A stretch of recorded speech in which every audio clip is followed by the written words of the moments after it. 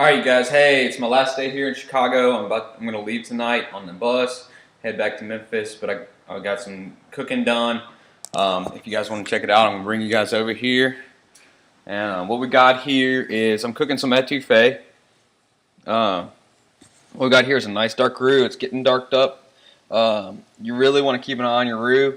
When you do a roux for etouffee or gumbo, you want to, it's equal parts butter and flour, or fat and flour. I do add a little bit of oil to my roux just so it doesn't burn, because butter has all the milk solids in it and you don't want that roux to burn. So just add you a touch of oil to your roux.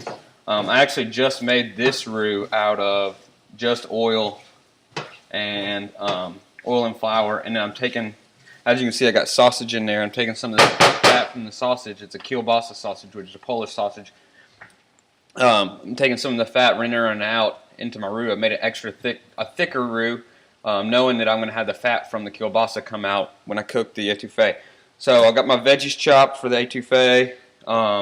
Real simple dish. I'm going to make some rice. Etouffee is delicious. You can make it out of anything. Same stuff you can make gumbo out of, you can make etouffee out of. So it's a great dish. And also what I got here is a nice tomato sauce. I roasted these tomatoes in the oven. Nice fresh tomatoes. Chopped up some carrots, and I chopped up some onion and red bell peppers. And so I got that sauteed, and then I added my roasted tomatoes. Added some spices like we had a crushed red pepper, oregano, basil, thyme, paprika, garlic powder, little bit of coriander. I love coriander. It's not a real traditional Italian spice, but it's delicious. So that's enjoyable. And I also got, what I'm doing with this etouffee is I'm going to make I got the kielbasa, and I've got the rabbit stock, which you can, utilize what you can in your kitchen, especially in your kitchen at the house. It'll save you a ton of money. And as people working in the culinary industry, you also want to utilize what you can in your restaurant. So when you have leftover stock or a jus, you try to use it in something. Try to use it in soup or a sauce or anything really. So we got that going together. I'm cleaning some dishes because I've been cooking so much. I made some muffins over here. I made some coffee and peanut butter muffins. Those turned out good. Could have used a little bit more sugar. The recipe was off. Didn't have enough sugar in the recipe. So that's my point in reading recipes. It's really not about reading recipes. It's about the technique and knowing what goes in it. My fault for not adding more sugar, but I tend to try to trust recipes that I get offline.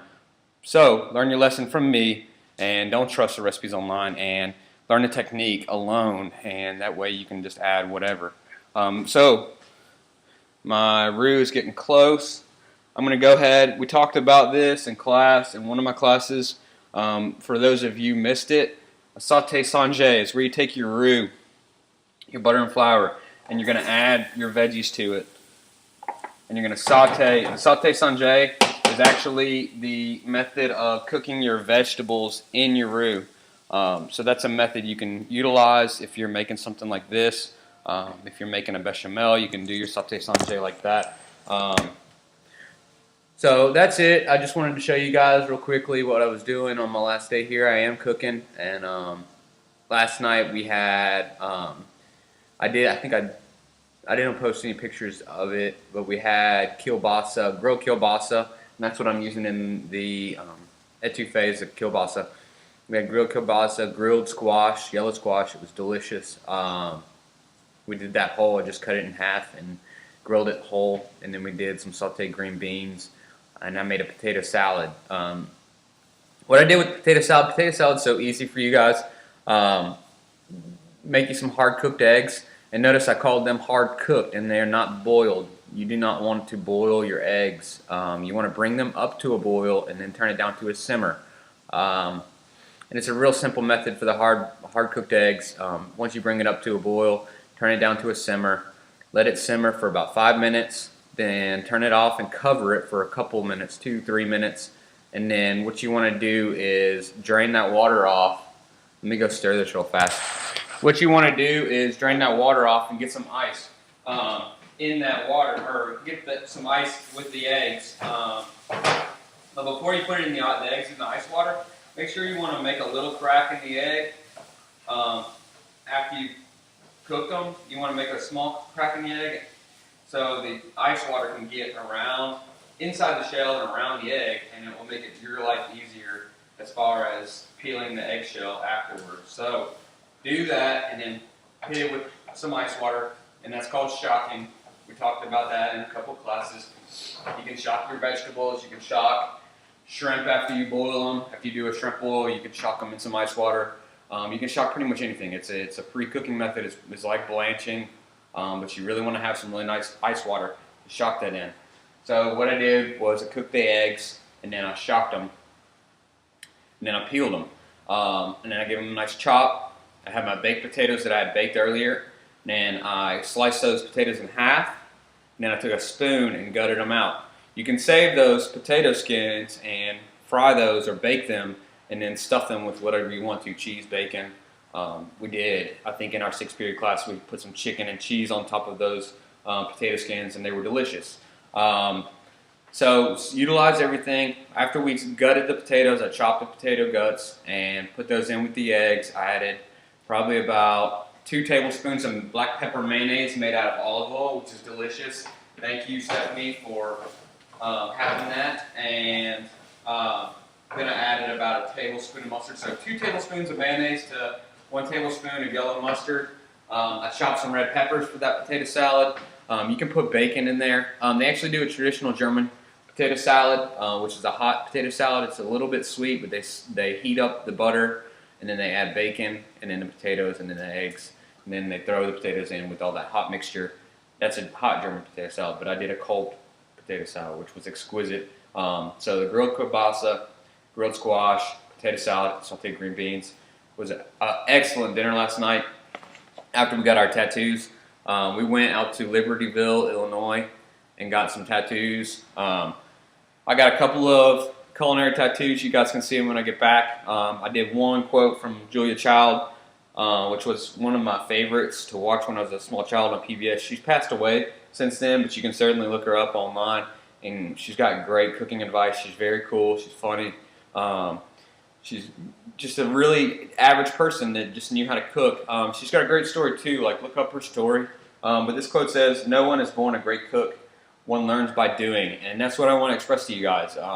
You know, I wasn't born into this, and any great chef that you see on TV or at any restaurant, they were not born a great chef. Hold on, sorry. Hey, what's up? Hello? Hey, what's up? How are you?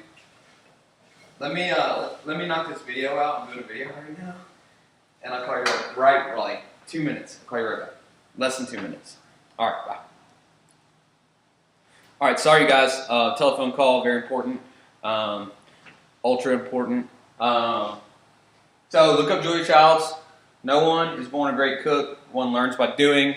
Like I was getting at, any chef that you see on TV, any great chef in a restaurant, they were not born with culinary knowledge. They trial and error. They learn from other great chefs. They washed dishes and started at the bottom and worked their way up. It's like that song, "Started from the bottom, now we're here." You know that song. And then the other great tattoo I got was we've talked about this guy in class, Auguste Escoffier. He is one of the great chefs of our era. He died in 1935, but he doesn't even have culinary training out of school. He started when he was 13 cooking in his uncle's restaurant. He was washing dishes. So don't be afraid to wash dishes at your first cooking job. If you get a great job at a nice restaurant, don't be afraid to wash dishes. Volunteer to wash dishes. He washed dishes and learned how to prep and started line cooking. And he became one of the greatest chefs of our time. And the quote says, "La bonne cuisine est à la base du véritable bonheur." And that means good food is the foundation for genuine happiness. And that's what I want to pass on to you guys, is happiness and love through food. It's passionate. It's from the heart. I learned from my grandmother, and you know, you guys probably have learned from your family members, and you guys learn from me now. So let's get this school year over with. We've got a lot to learn the rest of the year. I hope you guys had a great break, and I will see y'all soon. Peace.